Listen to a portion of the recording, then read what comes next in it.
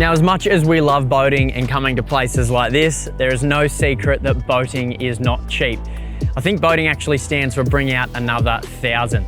So today, I'm going to run you through the true costs of owning and operating a trailer boat. I'm going to run you through all the on-water costs, the services, the maintenance, and the essential safety items that do cost money and add up, to hopefully give you an indication of what you're up for if you want to get into this sport. Now, obviously there is a whole range of different boats, from small tinnies all the way up to 5, 6, 7 metre plus trailer boats that you can purchase. For that reason, we're not going to touch on the specific outlay cost of purchasing a boat. We're really going to focus on the maintenance, the servicing, and all the on-water costs that you need, regardless of which vessel you go for. The sort of things I'm talking about here is your mandatory safety equipment, your maintenance, your insurance, your registration, all the things that are essential for you getting your boat on the water legally and safely. Now, you put all those together and they do add up, and often they're quite hidden when people are thinking of purchasing a boat. So we're going to go through all of them to see what you're up for. Now, the first thing we need to consider is the mandatory safety equipment. Why? Because it is legally required of you as the captain of your vessel to have this on board for the safety of you and for everyone else. I'm talking about life jackets, V-sheets, EPIRBs, two-way radio system, all of those essential items that your local state regulation authorises you to have. Now, what's that cost? In my case, it's about $1,800, but that is going to fluctuate slightly depending on the size of your vessel. It is an upfront cost, but you will need to service these items every 3 to 5 years, so take that into account. The next mandatory cost that we need to factor in is your registration and your insurance. Now, registration, of course, I'm talking about your boat rego and your trailer registration. They are non-negotiable, and for me, they cost around $300 each, so a combined cost of roughly $600 to $650. Your insurance is not required, but it is highly, highly recommended. I insure with Club Marine, and that cost me around $500 for this boat, but the bigger your boat, then of course, the higher that cost is going to be. You put those two costs together, and your registration insurance for a boat of this size is going to cost you around $1,200 every 12 months. Servicing and maintenance, which really has everything to do with that back there, which is your outboard engine. In my case, I've got a 90 horsepower engine, and I like to service this twice a year. You could very easily get away with once a year, and for me, cost me about $500 to $600 to service that engine, but this is a brand new boat. If you had an older boat, I wouldn't be surprised if that kicked up to $700 to $800. Now, servicing usually works off an hourly rate of about $120 an hour. So the better you look after your motor, the smaller this cost is going to be.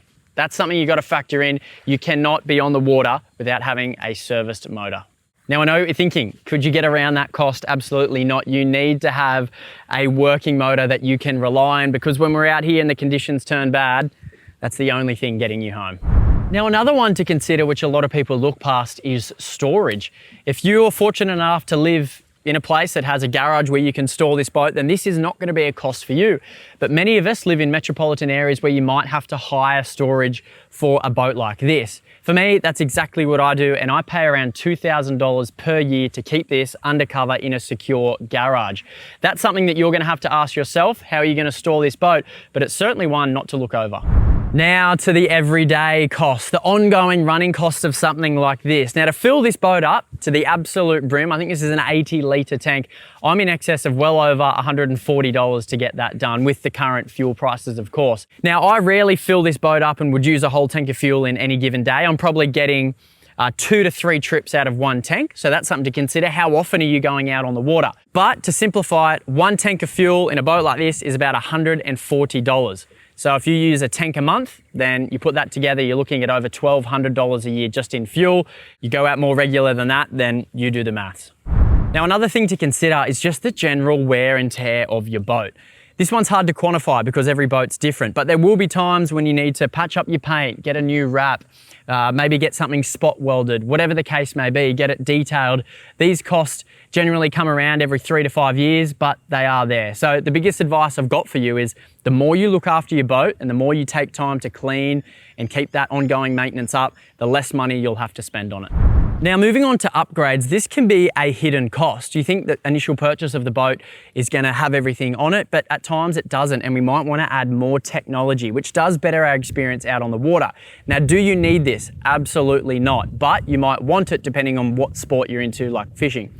In my particular case, I've got at least $20,000 of tech sitting on this boat, between an electric motor, Lowrance sounders, 24-volt lithium batteries, live bait tanks. They're all upgrades that I've added on, and that's because I love using them. It's a question for you though. What are you using your boat for, and what do you need to add on? Because it's gonna add costs as you go up.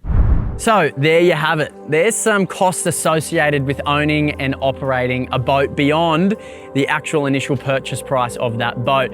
Now, should that deter you from getting into the sport? Absolutely not. Some of my greatest memories have been spent out on the water, on this boat, fishing with my family, my mates, and I wish the same for you. But the reality is it does cost money, and that's what we've chatted about today. So let us know in the comments if we've missed an expense. And more importantly, hopefully we see you out on the water enjoying what days and locations like this have to offer.